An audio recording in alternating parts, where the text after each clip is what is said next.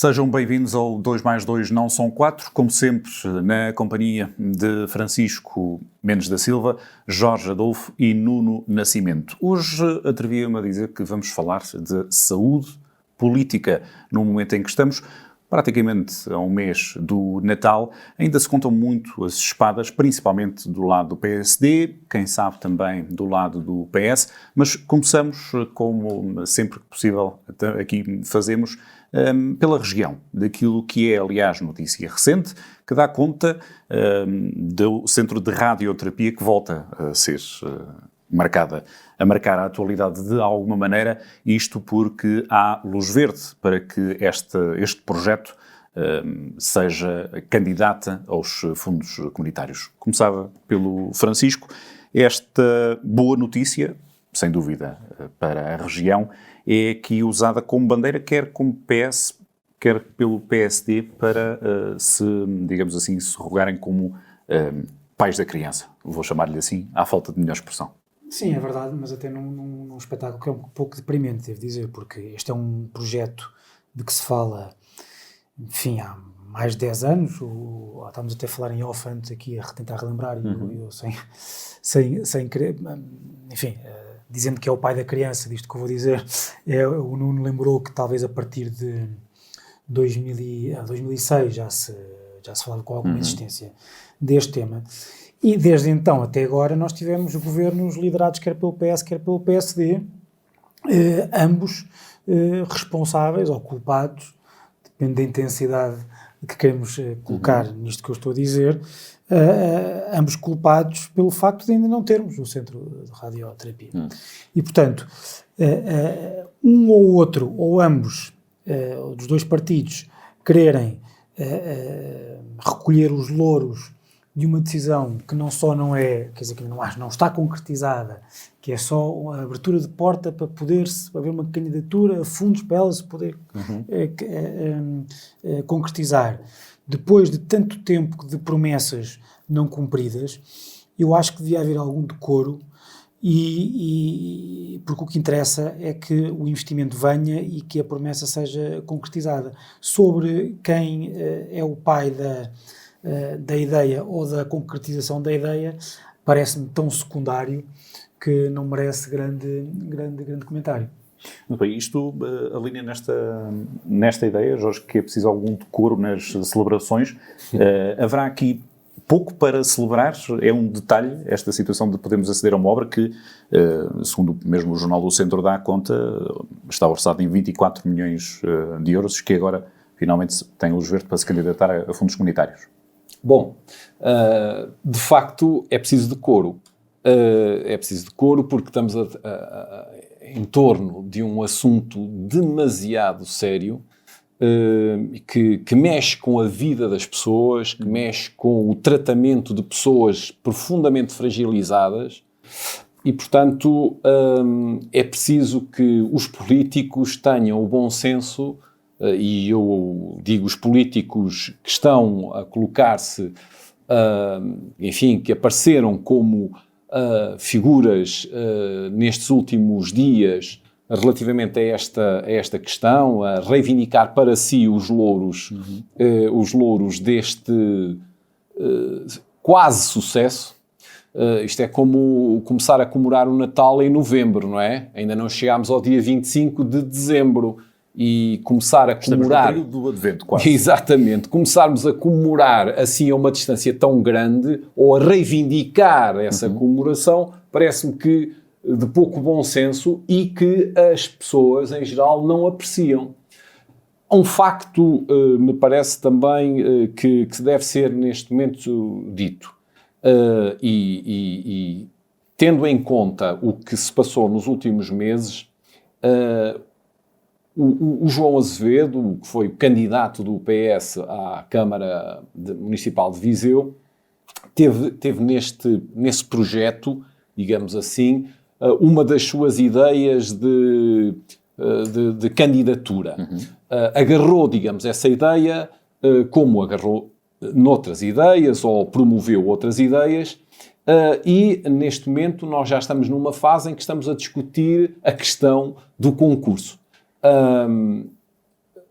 é muito importante é que as pessoas tenham consciência de uma coisa, é que ainda não temos a radioterapia.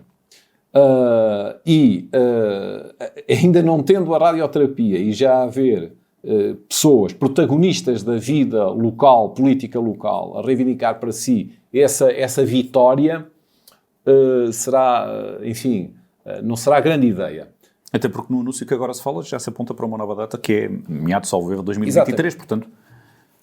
Como eu disse no início e até na linha do que o Francisco diz, é um assunto muito sério, é um assunto transversal a todos os partidos. Penso que não há nenhum partido em Viseu, ou dos partidos que temos aí na cidade, que não defenda a questão da radioterapia ser instalada em Viseu e dar condições àqueles que necessitam desses tratamentos aqui na cidade, que não tenham que se deslocar a Coimbra ou ao Porto, a Coimbra transpondo essa dificuldade chamada IP3, não é? E, portanto, é muito importante que, de facto, venha para Viseu e, se assim for, eu saúdo e acho que todos nós devemos ficar felizes, independentemente dos protagonistas que reivindicam para si os louros. Isso é secundário. Isso é secundário. Muito bem.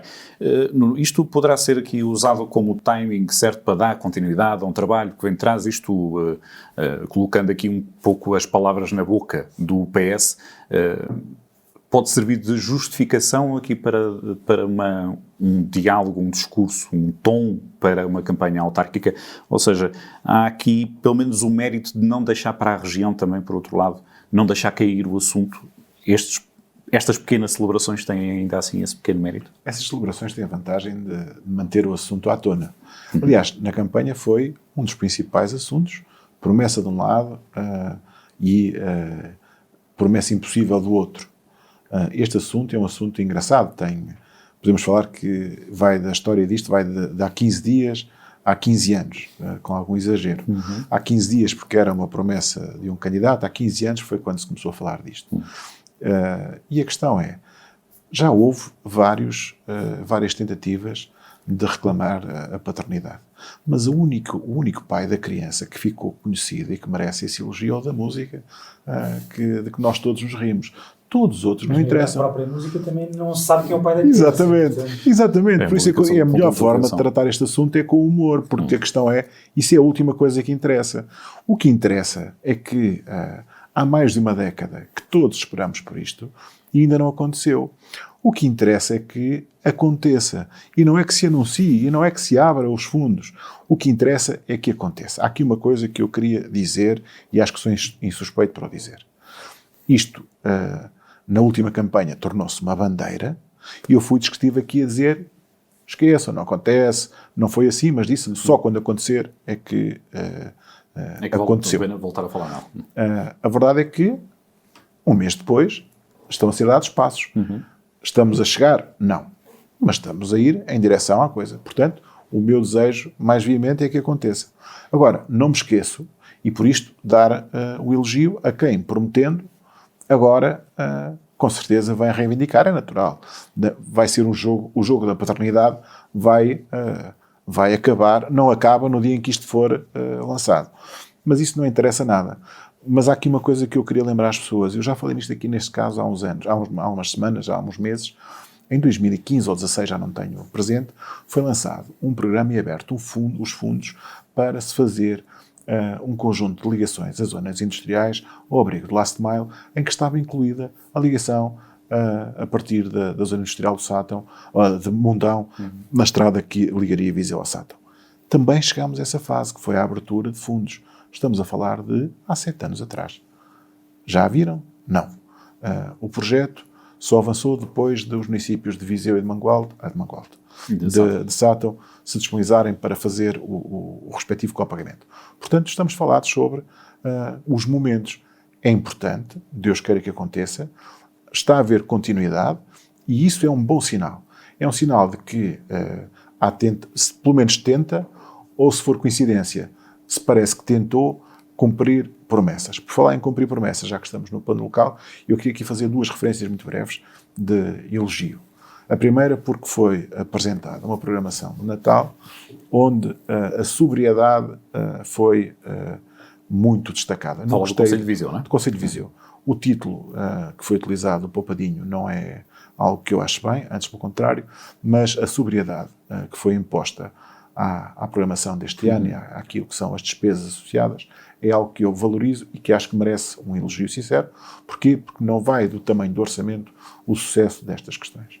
E, finalmente, por falar em promessas, vocês lembram-se, há outra que eu também queria elogiar. Vocês lembram-se que uma das outras promessas feitas na campanha foi o lançamento do programa de repavimentação. Até foi batizado, que era o Repavis. Pois bem, um mês depois, já vimos Alcatrão Novo a chegar. Onde? Ao Rossio. Portanto, é mais uma promessa a ser cumprida na linha da radioterapia. Fica aí uma oportunidade perdida, já agora, não é que estivesse no alinhamento, mas por essa curiosidade, e fica a pergunta aberta para quem quiser responder ou comentar. É ali uma oportunidade perdida para devolver ou colocar aquele espaço que é tão nobre aos vizinhenses e também à região, a um acesso pedonal, uma zona mais fruível, que não passasse pelos carros, por exemplo? Estava, pelo que eu sei, estava prevista a pedonalização daquela. Não é pedonalização integral, mas a valorização do tráfego pedonal e uma solução que dificultava a passagem, dificultava tornar mais lenta, uma zona de 10 km/h sobrelevada, mantendo a altura. Passava assim, portanto, a continuação das ruas Formosa e da Paz até ao Rossio e não a travessia, sendo que a travessia automóvel é impossível de eliminar.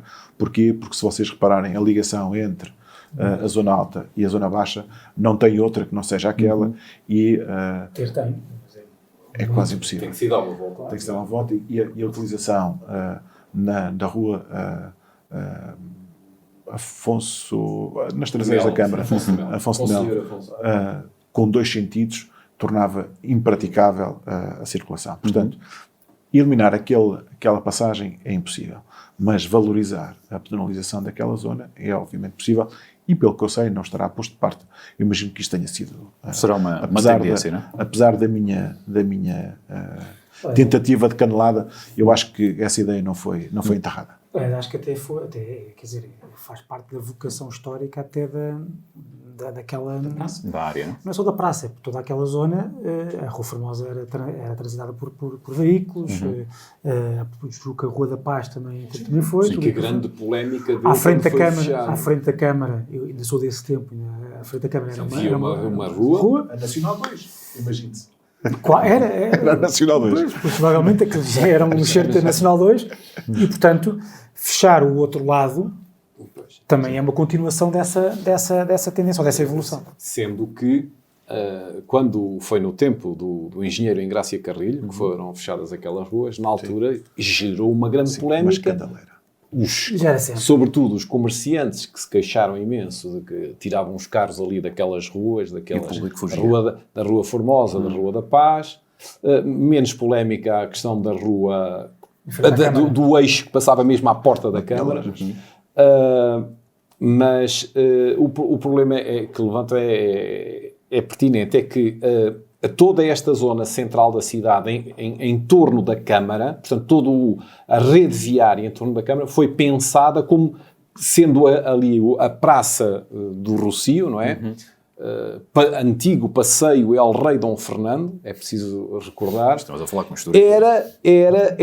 Portanto, o centro, a partir do qual toda a rede viária em torno vive. Servia de placa giratória. Enquanto foi possível fechar algumas, tudo bem. Agora, acho muito difícil que se possa fechar aquele eixo ali do Rossio. Outra coisa que, por acaso, já agora, a talho de foice, não estava no alinhamento, mas já agora, isto é com mais cerejas. Claro. Outra coisa que eu acho que a partir daí se devia de facto começar a discutir, nós podíamos ter essa discussão aqui, era falta muito a Portugal uma ideia de políticas para a renovação dos centros urbanos, que não tem só a ver com a reabilitação urbana, tem a ver com a própria, às vezes até a própria saúde do espaço público e, por arrasto, da nossa própria democracia. Porque a ideia de que as cidades estão a ficar decadentes e que há vários e que no futuro podem ser simples aglomerados de vários subúrbios, sem um caráter de espaço comum para toda a comunidade, um determinado concelho ou de uma determinada cidade, é, a meu ver, perigoso. E eu entendo que e não vejo isso nem no poder autárquico, nem no poder nacional. Algo que eu acho que seria de rasgo, uma política de rasgo, seria, no futuro, candidatos a primeiro-ministro e a governantes poderem ter uma ideia sobre como nós podemos investir não só financeiramente, mas investir em alteração de regimes jurídicos, de modo a que seja possível recuperar eu ia dizer recuperar a Polis, mas isso ia remeter para o programa Polis, mas de certa forma o programa Polis era um bom exemplo, um bom ponto de partida, que se podia ser perdeu. um bom ponto de partida, mas que tinha que ser, mas para reabilitar centros urbanos. Francisco, por exemplo, de modo a trazer aquelas lojas que nós sabemos que não há centros urbanos sem economia. E não há economia sem lojas âncora, comércio âncora ou serviços. Aquelas lojas que nós consideramos lojas âncora dos grandes centros comerciais, por exemplo, encontrar uma forma de as atrair para os centros da cidade, em articulação com os poderes públicos, de modo a que os próprios centros da cidade sejam reabilitados e com essa reabilitação ser reabilitada a própria ideia de partilha de espaço comum, ou a própria ideia de espaço comum, porque a própria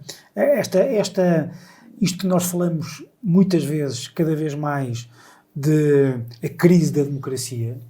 Também, o combate a essa crise também há de passar, de certo modo, ou se calhar bastante, por uma recuperação de ideias de espaço comum. E o espaço comum não é só um espaço de valores, mas é também um espaço físico. Um espaço...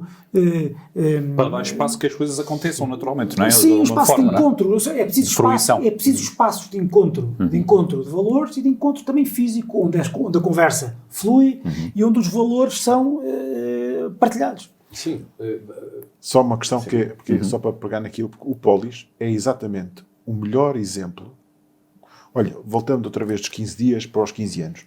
O Polis e o PRR consubstanciam aquilo que é o bom exemplo do mau, da má prática de uma boa ideia. De uma boa ideia. Concretizando. Porque é que cada vez que há uma ideia de um programa de desenvolvimento, de fomento, se pega naquilo e se transforma aquilo num orçamento do Estado para a obra pública e para a execução de políticas verticalizadas dos ministérios. Aconteceu isso na altura para executar problemas de combate à poluição em meio urbano e naquilo que era obra pública de reabilitação dos centros urbanos, deixando tudo que era imaterial e tudo que era de densificação da ação das populações de fora. Está a acontecer agora igual com o PRR, que é, estamos a transformar isto num programa de obras públicas e à espera de que daqui a uns anos o Estado executou despesa que foi uma loucura, os ministérios tiveram as suas despesas cobertas e o que fica de desenvolvimento de mudança estrutural será muito pouco. A questão da gentrificação dos centros das cidades só se combate com a capacidade de carregar novos usos e misturar os usos para ganhar vida, para que aquilo possa acontecer. O Polis era investimento em reabilitação física. Certo. A minha ideia é outra. Para dar um exemplo, eu prefiro que o Estado, em vez de gastar X para reabilitar uma rua ou um imóvel, perca esse X em impostos, atraindo para lá empresas, entidades de criação. A semana passada, em Viana do Castelo, Viseu estava a ser elogiado pela captação de empresas tecnológicas. Eu esqueci-me de dizer isto no último programa. Há 15 dias, quando aqui estávamos, faziam exatamente 5 anos que a IBM se tinha instalado em Viseu. A IBM é uma mudança no paradigma da cidade, naquilo que é a capacidade de atrair investimentos e a criação de emprego qualificado. Porque a questão é, até aqui, não havia nada daquele género. Os jovens de Viseu passaram a ter empregos qualificados, oportunidades de futuro e de carreira internacional a partir daquele posto, que hoje emprega mais de 300 pessoas. Como é que isto se faz? É muito simples. É atribuindo recursos públicos para que investimento privado possa ser mais fácil de realizar, se possa aqui fixar, que é muito mais reprodutivo do que sabendo que, a prazo, os euros do investimento do erário público que foram ali investidos Vão ser facilmente recuperados. vão representar quantos N impostos é que vezes essas pessoas mais pagam, em quantos impostos é que impostos, essas pessoas pagam, em casas que naturalmente. foram alugadas e vendidas, em consumos que foram feitos no mercado local, em tudo e mais uma coisa, e acima de tudo, na empresas que aqui se mudança, fixam porque há essa mão de obra. na mudança, porque aquilo é uma mancha de óleo. Umas coisas, como se verificou. Atrás da IBM vieram outras empresas tecnológicas. Vocês, não sei se este fim de semana falava-se da expansão da Deloitte em Portugal. Sim. E um dos centros da Deloitte em Portugal é Viseu. É Viseu. E isso só acontece porque houve investimento. A autarquia se disponibilizou para apoiar economicamente a fixação daquelas empresas. E houve alguma ação também, digamos assim, contínua durante determinado tempo de alguma diplomacia económica, Exatamente. não é? Exatamente. Para Isso é fazer, que para faz a fazer essa diferença. captação de Isto investimentos. fazendo a ponto para os centros históricos. A questão é, se nós não formos capazes de gerar dinâmicas privadas que elas próprias gerem rentabilidade, nós nunca vamos conseguir mudar isto. Deixem-me só dar aqui uma nota muito breve relativamente ao Polis. O Polis foi um programa que teve muitos méritos de requalificação de zonas que estavam completamente abandonadas, Em absoluto. degradadas e que em Mortas. muitos pontos do nosso país, se não fosse isso, continuariam assim. Agora, claro que quando se faz um investimento como foi aqui em Viseu com o teleférico, quer dizer, aquilo foi um flop. Aquilo foi um flop. Aquilo foi deitar dinheiro para o caixote de lixo. Não é teleférico, é o Funicular, exatamente, funicular. Obrigado. é ser o funicular com... Deve ser O Jorge quer dizer um funicular estratosférico. Exatamente. ser o funicular do mundo com Mas menos isso é um exemplo. distância percorrida e menor inclinação. Exatamente. Foi quer dizer, aquilo está tudo mal. Está tudo mal. A questão do centro histórico e da necessidade de repovoar. O centro histórico de Viseu tem tido obra. Basta andar lá, que se vêem muitas casas recuperadas ao longo dos últimos 10, 15 anos.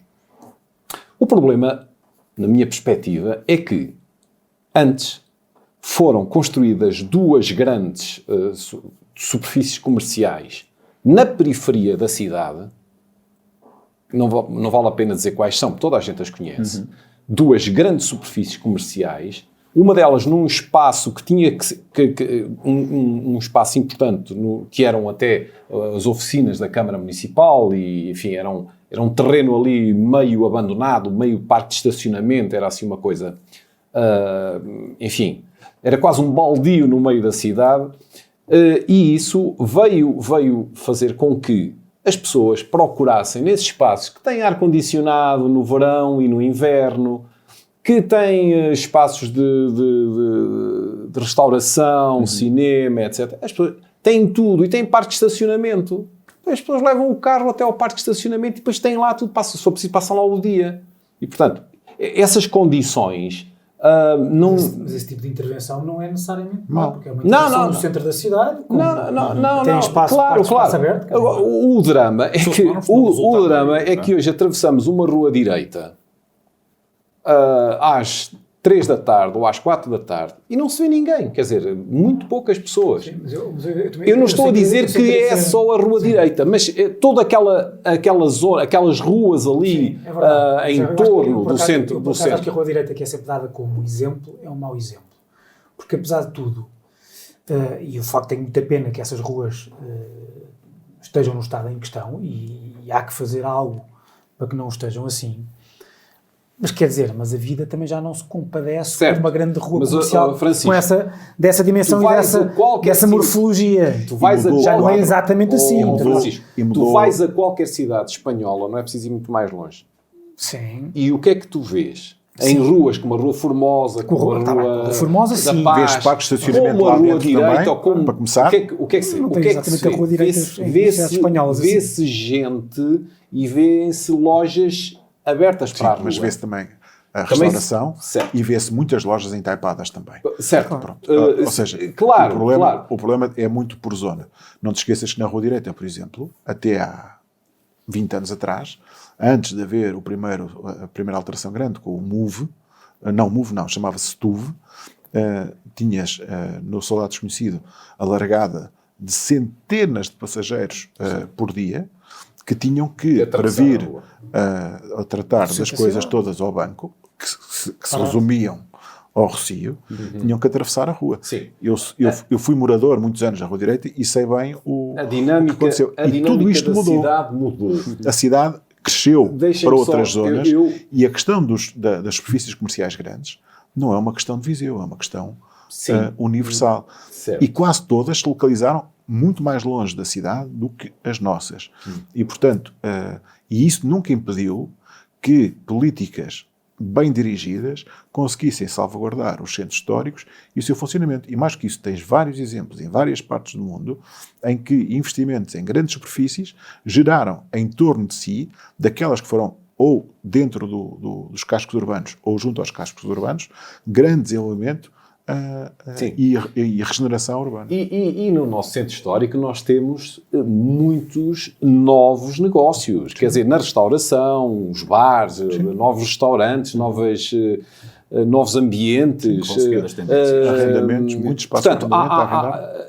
Quer dizer, eu não estou aqui a chorar ou a fazer o choradinho da desgraça, mas de facto o centro histórico, como todos os centros históricos de todas as cidades, basta percorrê-los, necessitam de facto um novo elan.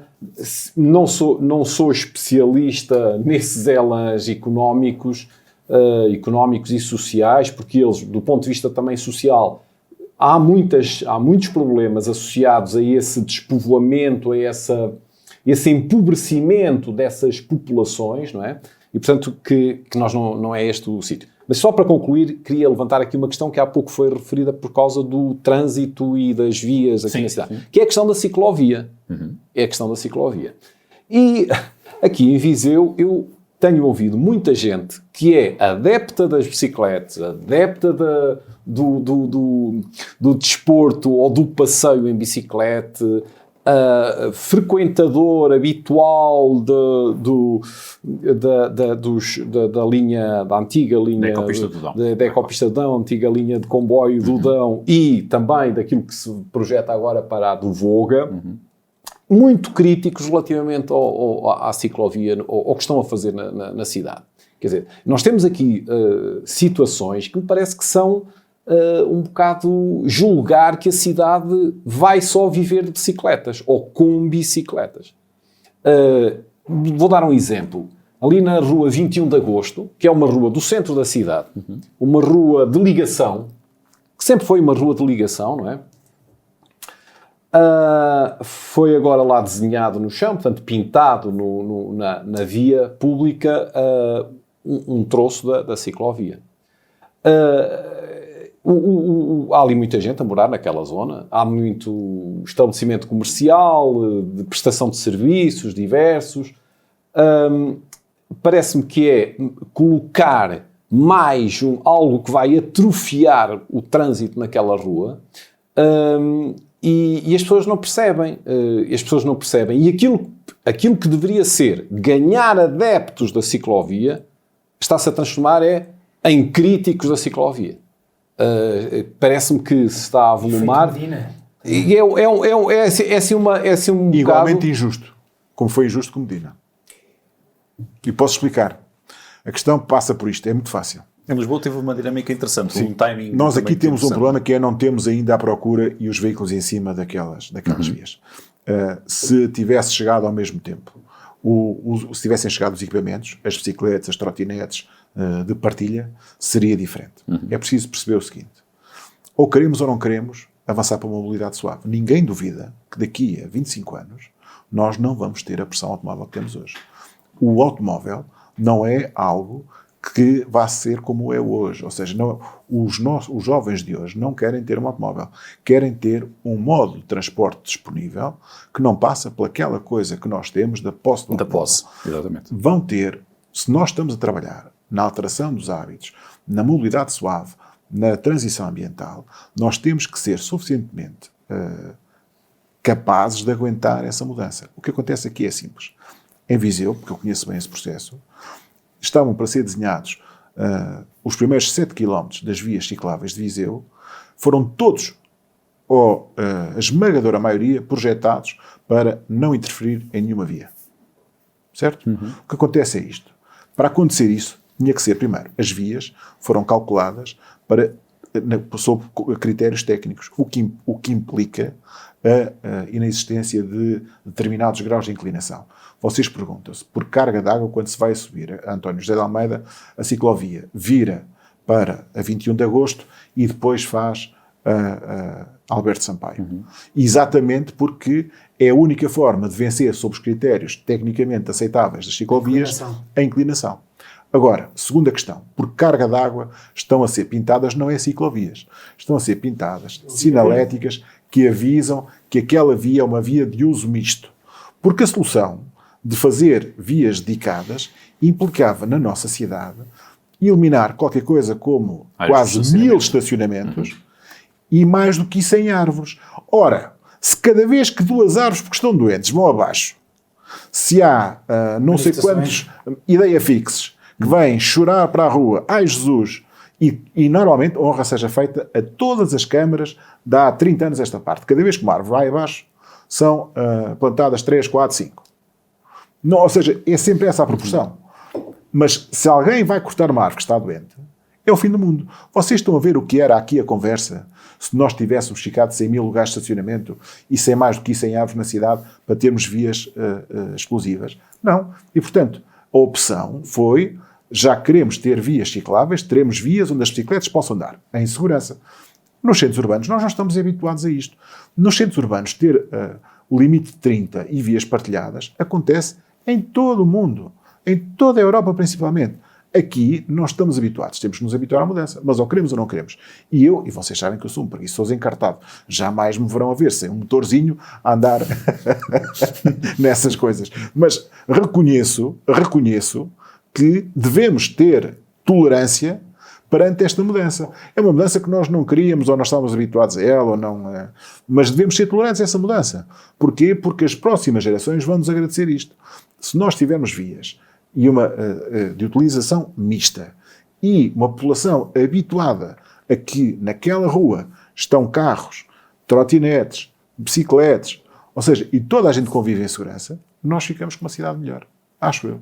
Essa capacidade de pensar a cidade como um espaço que todos partilhamos no dia-a-dia, uns umas cidades, outros outras, e falamos em cidades, podemos estar a falar em espaços mais pequenos, essa capacidade de ter uma visão estratégica e de definir um ponto de partida, depois deixar espaço para que as coisas se desenvolvam pelo seu próprio caminho, ao seu próprio ritmo, mais jeito provavelmente liberal, e isto em jeito de desafio.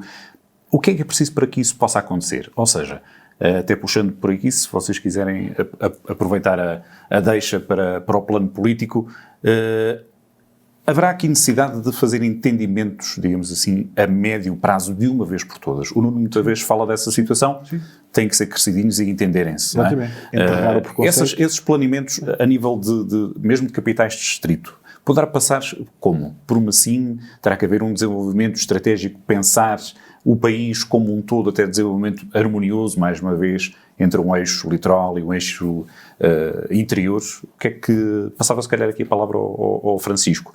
Isto para ter este caminho, digamos assim, de pensamento estratégico, um trabalho de fundo que se vai sendo desenvolvido e aquilo e corrigido, o que é necessário apostar desde já, digamos assim? Comprometer-se, que era aquilo que o Nuno estava a dizer. Acho que antes de mais é necessária a inteligência.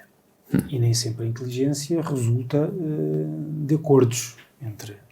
E quanto a isso devo dizer que sou muito pessimista. E posso voltar atrás um bocadinho. Quer dizer, quando um equipamento essencial como o centro de radioterapia, perante a possibilidade de um vislumbre de concretização. Aquilo que os dois principais partidos fazem é andarem à luta para ver quem é que aparece como o pai da criança. E estamos a falar de um equipamento Quer dizer que eles não se vão... Quer dizer que eles não mais se vão, qualidade de vida a muita gente, não é? Já podia ter feito isso. Quer dizer que eles não sei se vão entender propriamente em grandes acordos para... A requalificação de IP3 foi igual. Uns queriam outros queriam outro trajeto. Portanto, não me parece que haja... 25 anos, estamos na mesma. E, portanto, quer dizer... É evidente que as grandes reformas e as grandes ideias não se concretizam, ou melhor, não permanecem ou não têm um horizonte de permanência, que é muito importante para serem feitas, se não houver entre todas as forças políticas que podem ter poder nesse determinado horizonte, se não houver para dessas forças políticas um comprometimento com a manutenção dessas obras, dessas reformas, uma ideia de continuidade.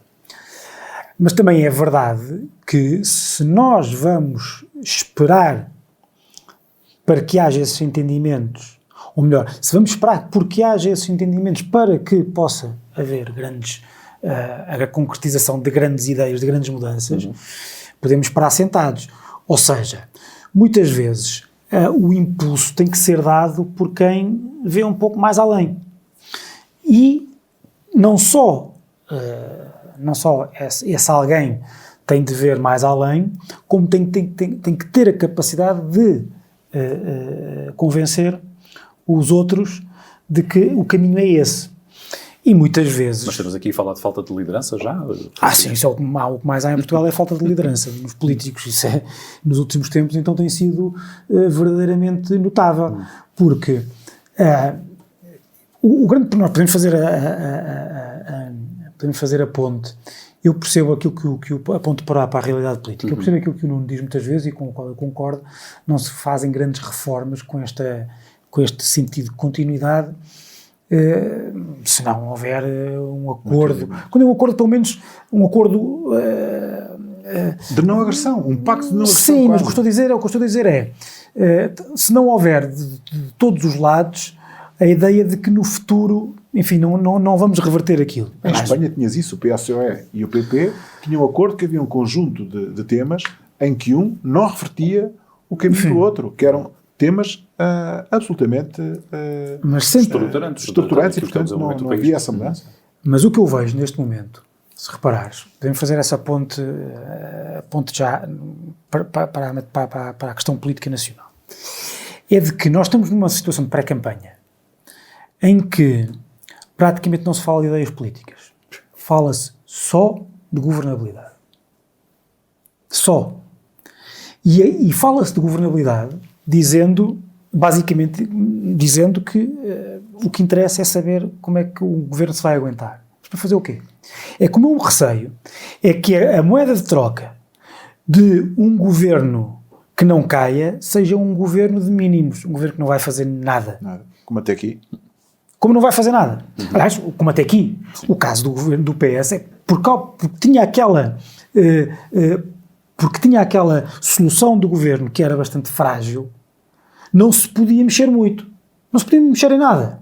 Principalmente até porque tinha como apoio no Parlamento duas das forças políticas mais reacionárias do espectro político português. E, portanto, se nós vamos para... Por isso é que eu ando a dizer isto há semanas. Os líderes políticos, em especial os líderes, aqueles que forem líderes da oposição, ou líderes dos partidos da oposição nesta campanha, e em especial, ainda mais em especial, o líder daquele que é o principal partido da oposição, que é o PSD, não se pode deixar, como eu acho que o Rui Rio se deixou, aprisionar por esta discussão da governabilidade. Ainda hoje, o Rui Rio, hoje estamos a gravar segunda-feira, ouvi o Rui Rio antes de ir para aqui dizer mas eu tenho que ser sincero com as pessoas, eu não sei se vou governar, não sei se vai haver maiorias absolutas e, portanto, eu tenho que me colocar à disposição para garantir a governabilidade, porque, reparem, o que é que querem? Querem que eu deixe o PS entregue às mãos da esquerda? Ou seja, na mente de Rui Rio, que quer ser candidato supostamente a primeiro-ministro, já está, subentendido que é o PS que vai ganhar. E que ele vai ser vice-primeiro-ministro. E se nós queremos, de facto, reformas, antes de mais, depois das eleições logo se vê, nós só depois das eleições é que vamos saber qual é que é a composição do Parlamento, qual é que é a força relativa dos vários partidos, quais é que são as possibilidades, as geometrias variáveis de organização ou de construção de um governo estável. Até lá, as linhas que eu quero que os partidos falem das suas linhas programáticas. Para mim, quando eu digo para mim, cada líder partidário, para mim tem que dizer o seguinte: eu quero governar para fazer isto, o essencial que eu proponho é isto. Porque é assim, repara, hoje, este programa, precisamente. Há quanto tempo foram as últimas eleições alemãs? Pouco mais de um mês. Não, foi no mesmo dia que as nossas autárquicas, 27 de setembro. 27 de setembro. Hoje há uma notícia que diz que, pelos vistos, há fumo branco sobre o governo. Pode haver acordo. E porquê? Porque, ao contrário do que nós dizemos aqui, que achamos que é muito civilizado, na Alemanha, eles vão para eleições, eles já sabem que depois, provavelmente, vão ter que fazer coligações uns com os outros. Mas eles não estão na campanha a dizer com quem é que querem fazer coligação ou com quem é que estão disponíveis. Não dizem.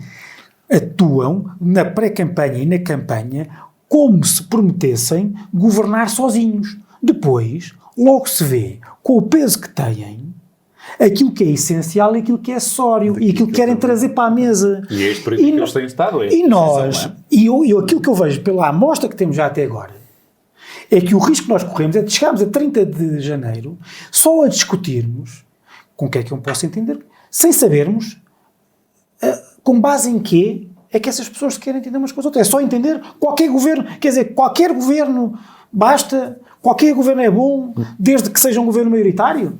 Eu acho que não. E, portanto, para rematar, é o meu receio sobre, precisamente, aquilo que eu tenho o mesmo receio, o mesmo princípio de ação, digamos assim, que o Nuno, que é, o país está estagnado, o país está macambúzio, o país precisa de reformas. Nós precisamos de um impulso que já não temos desde, mesmo há muito tempo.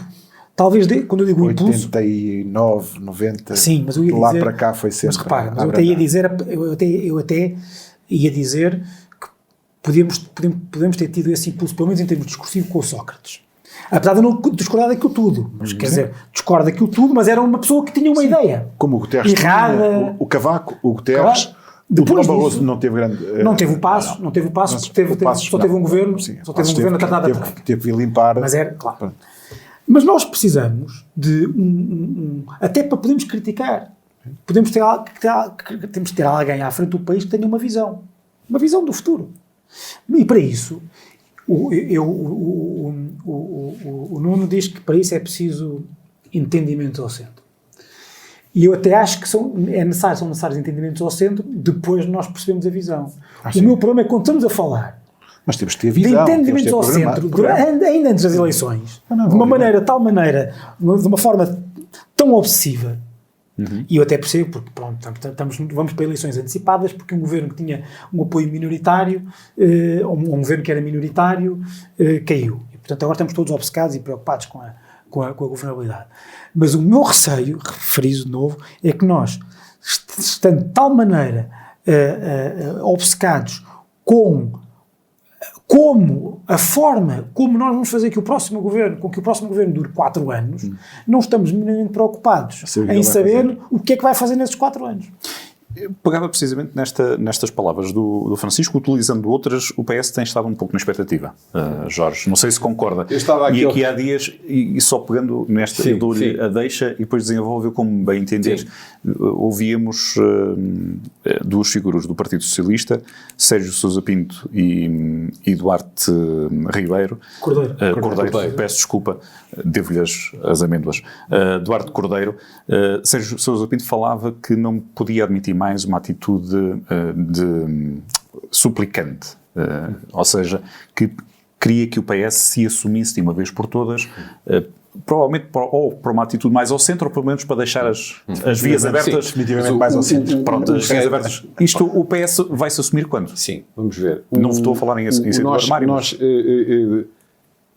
O que eu ia dizer encaixa perfeitamente na resposta que vou dar ao Paulo, que é a seguinte: nós estamos a viver uma espécie de stress pós-traumático resultante do chumbo do orçamento. Isto é esta questão de se discutir permanentemente a questão da viabilidade e da durabilidade da legislatura através de um suporte parlamentar coeso e que permita desenvolver políticas para o país, é uma questão que está muito na discussão pública, precisamente porque estamos traumatizados, o país, independentemente de ser mais à esquerda ou mais à direita, com o processo que conduziu à situação que estamos a viver.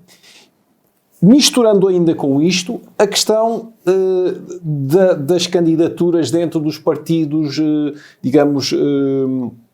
os partidos que constituem ou que constituíram durante estes últimos anos a oposição no PSD e no CDS.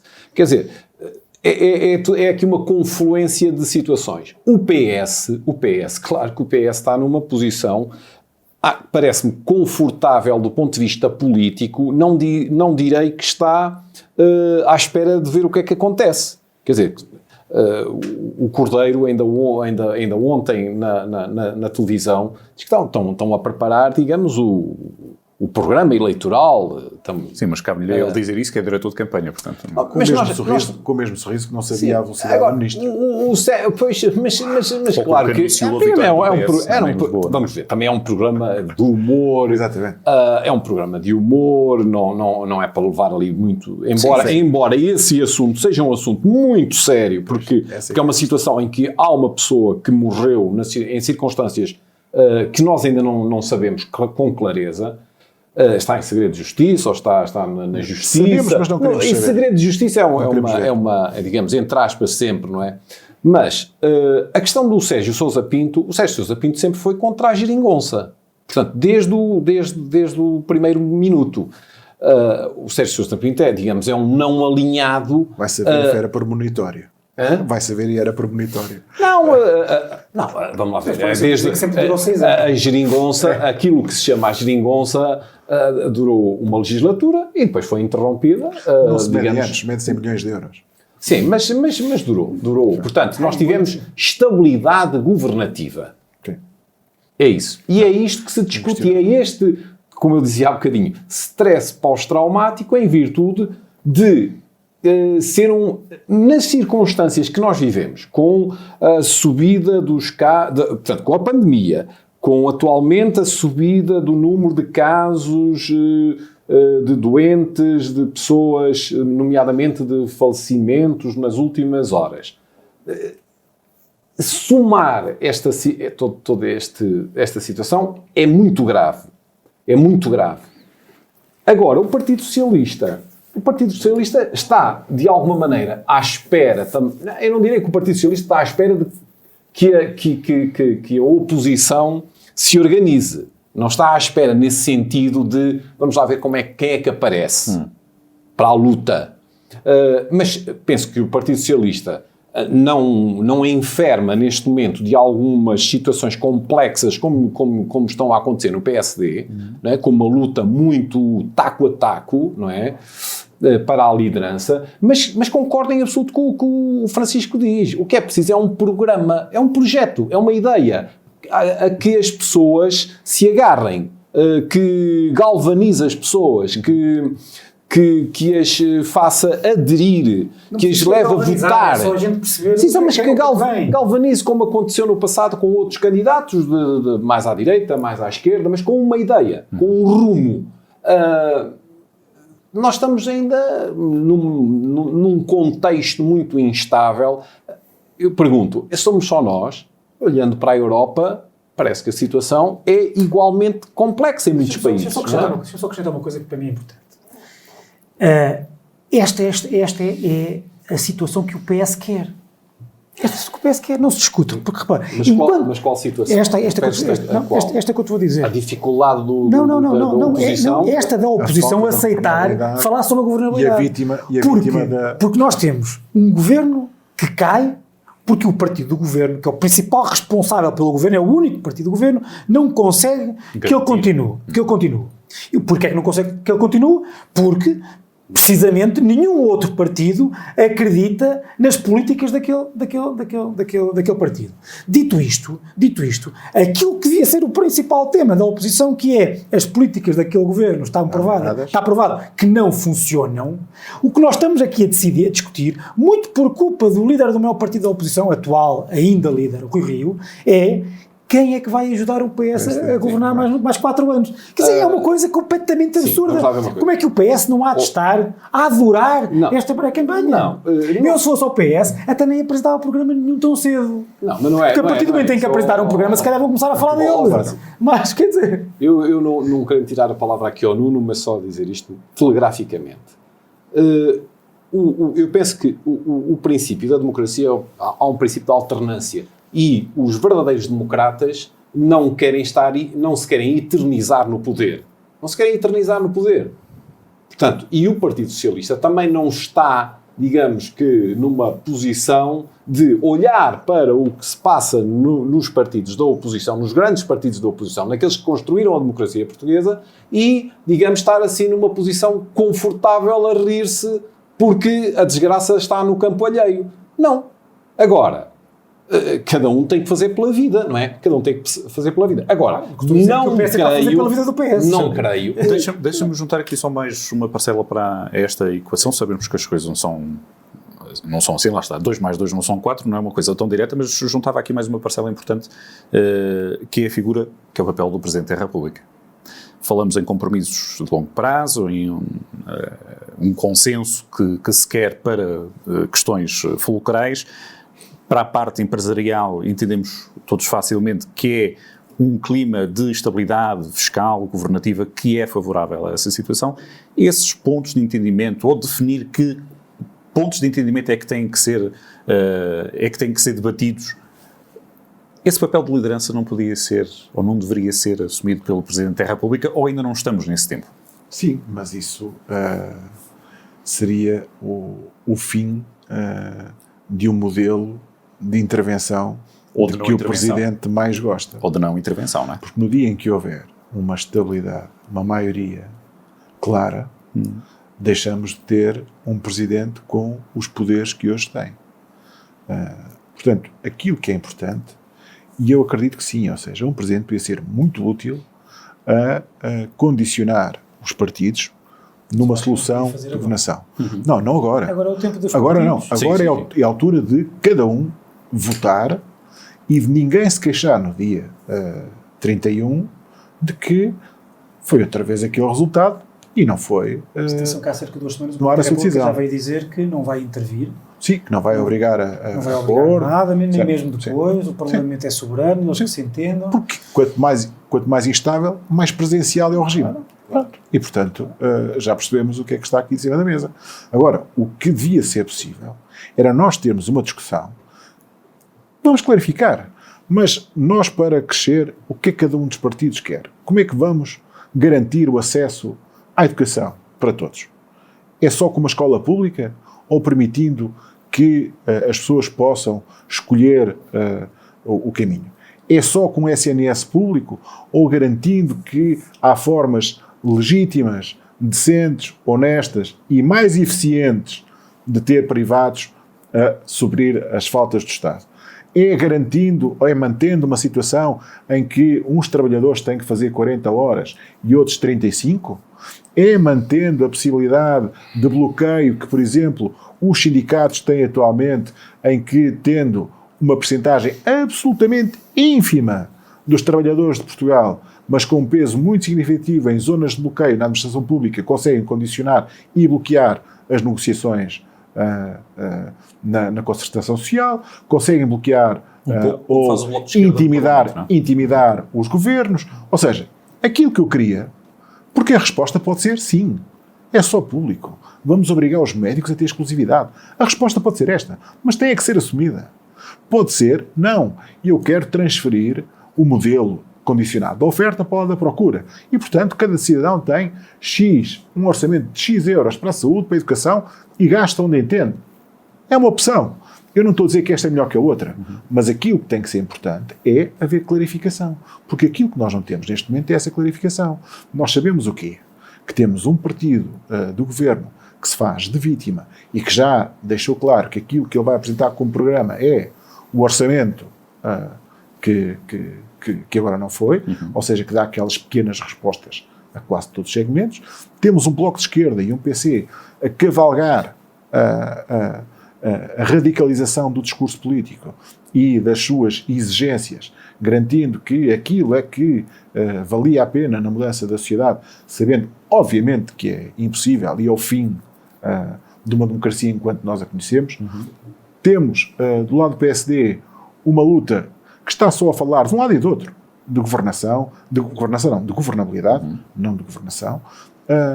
Temos um CDS que... A estabilidade de um governo. Estes últimos dias não sabemos de CDS, e temos um Chega que finalmente começa a ficar a perceber que o maior inimigo do Chega é o seu presidente, e portanto há caminho aí para fazer. Deixa-me só dizer, eu disse já não é mau, não sabemos CDS, porque cada vez que sabemos é porque é mais difícil, exatamente. Portanto, exatamente. No news, good news. Agora, se nós estivermos a ver, alguém nos disse o que queria para o país daqui a 4 anos, daqui a 5 anos, daqui a 10 anos? Não. Ontem, nós estamos a gravar, ontem, quando isso vai para o ar, os candidatos do PSD já apresentaram a sua moção. Nós não tivemos tempo de digerir, a moção interna, que já tem ideias para o futuro do país, mas até ao momento em que estamos aqui a discutir, não temos. É tudo. Mesmo quando, mas é que reparem, é que mesmo quando os políticos, estes protagonistas, falam de ideias concretas para o país, são abafados pelas perguntas dos jornalistas, que é sempre sobre vai fazer coligação, admite coligação com o Chega, admite o Bloco Central, quer maioria absoluta, é o quer não sei o quê. stress pós-traumático. Só fazer aqui dar aqui uma notinha aqui ao Nuno, que o Nuno faz referência à questão da escola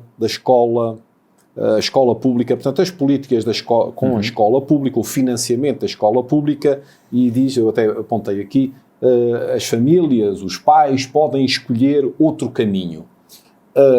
Nós temos um sistema misto em que as pessoas podem escolher a escola pública ou a escola privada, ou a escola cooperativa, como podem escolher o SNS ou outros modelos de saúde, digamos, de apoio à saúde alternativos no setor privado. E todos eles são também financiados por subsistemas de saúde e pelo SNS. O mesmo sucede com o ensino. Sim. Agora, o que não pode acontecer é o Estado estar a financiar escolas que fazem concorrência no mesmo espaço com escolas públicas e subfinanciar a escola pública porque se está a financiar a privada. Isso se está a financiar um modelo de escola que não é a pública, no mesmo espaço. Eu percebi. Mas eu gostava de frisar isso, porque isso aconteceu no passado. Porque aquilo que eu digo nomeadamente em governos do PS, em governos socialistas, os maiores operadores privados da educação em Portugal, são socialistas. Sim, que fizeram isso. Isso não pode acontecer. Nós não temos recursos para isso. Isso não pode acontecer. Isso é estar a deitar dinheiro fora. É como a história do funicular, teleférico, não sei o quê. Por isso é que o modelo de transferir a opção para o cidadão garante coerência ao sistema. E liberdade. Mais a mais que depois há uma coisa chamada rankings das escolas e rankings esse que nós sabemos como é que eles são feitos. E para o que sabem? São feitos então, se uma escola privada só aceita alunos com determinado perfil, ela não pode ir concorrer para um ranking em que está uma escola que aceita todos os outros perfis. Pode concorrer? Pode concorrer por uma razão. Pode concorrer porque tu tens que olhar para os rankings sabendo disso. E é importante, não, vou dar um Mas é exemplo. que depois o ranking diz assim, Não, eu vou dar um mas exemplo. tu nós financias. 1, 2, 3, a escola pública está em número 50. Não, a escola Pois pública, não. Porque para já... nada tenho contra a escola privada. Porque esses atenção. rankings não servem para dar medalhas. Esses rankings servem para tu teres... Deixa-me esses acabar. rankings servem para aparecer na televisão Não servem no dia em nada. que aparece o Não ranking. serve nada. Serve para tu teres Para apoiar a tua a decisão. melhor informação possível. Por exemplo, também sobre o ranking das escolas privadas, das escolas públicas. Porquê que as escolas públicas mais cotadas, que estão mais acima no ranking, são as do centro das grandes cidades? É porque são aquelas que, não quer dizer imitam, porque não é por imitação, são aquelas que têm as mesmas condições, ou condições parecidas dos principais colégios privados. Tem alunos de estrato social superior, tem corpos docentes estáveis, e portanto essa informação, o ranking não serve para anatomizar, não devia servir, nem para dar medalhas. Ainda bem que tu corrigiste. Mas serve. Não devia servir. Mas tu é que estás a anatomizar. Porque tu, repara, porque é por saber desses dados que tens aí, é precisamente por saberes que podes fazer políticas públicas. Por exemplo, políticas públicas que permitam, eu vou dar um exemplo, porque é que é um modelo socialista de distribuição dos alunos, porque o aluno que mora ali não pode deixar de estar naquela escola, porque é naquele bairro, é um indutor e reprodutor de pobreza. Mas, Porquê é que não há? Acontece. Não, por exemplo, se houvesse políticas públicas que permitissem a que alunos mais pobres pudessem frequentar escolas onde há outro tipo de exigência por causa dos colegas que iriam ter, também por causa disso, mas também por causa do corpo docente mais estável, se calhar não estavas na situação em que estás. E repara, mas é que tu só consegues fazer este tipo de análise e retirar estas conclusões porque há análise. Claro, podias-me dizer, mas os rankings se calhar não deviam aparecer no Expresso quando saem. Isso causa anátemas. Mas ter a informação tratada é essencial para estas coisas. Eu não estou contra o ranking. Podem fazer os rankings que quiserem. Eu estou a falar da realidade concreta das escolas e do universo que frequenta as escolas. Não é... Está bem, deixa-me só dizer uma coisa. A Escola Secundária Alves Martins, em Viseu, está acima ou abaixo do ranking da Escola Secundária de Rezende? Não faço a mínima Deve estar ideia. muito mais muito acima. Mas E porquê? Não é porque é privado ou não é porque são as duas públicas? Não é isso. Claro que o contexto social, o contexto socioeconómico... O contexto socioeconómico conta. O que eu estava como aqui... como é que sabes que conta? Tens o ranking. Deixa-me novamente pôr a agulha na linha inicial. O que eu estava a dizer é que os alunos podem escolher, certo, eu também posso chegar ali ao stand e dizer assim, olha, eu quero um Ferrari. E o senhor diz assim, o senhor tem dinheiro para pagar o Ferrari? Eu dizer, não tenho. Eu também posso escolher o colégio em que pago de propina 1.500 ou 2.000 euros e dizerem-me assim no colégio, o senhor tem dinheiro para pagar? Não tenho. Olha, então... Mas eu resolvo isso de uma maneira muito simples.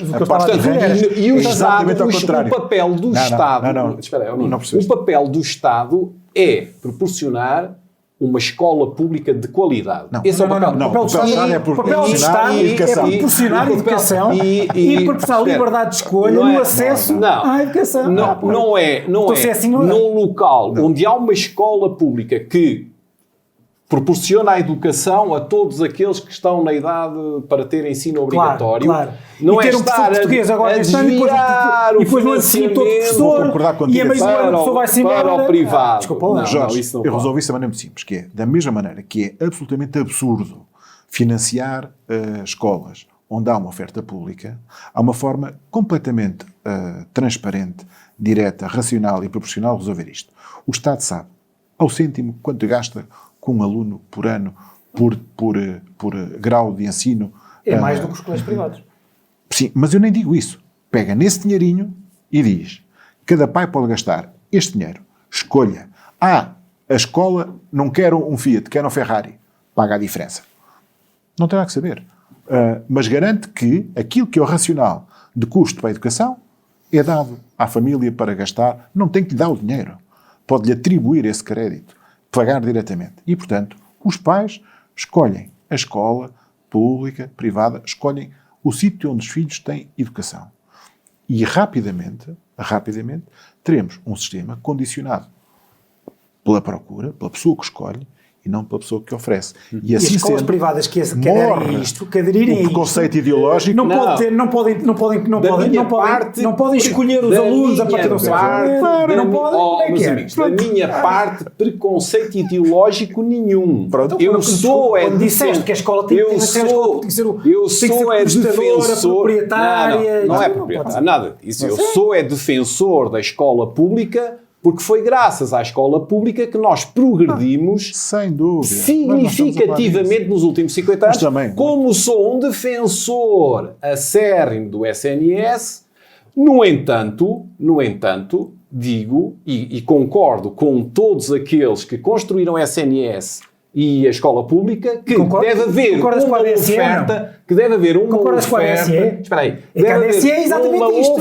Os funcionários públicos dão a oportunidade de escolher. Deve haver uma oferta diversificada. Para os funcionários públicos.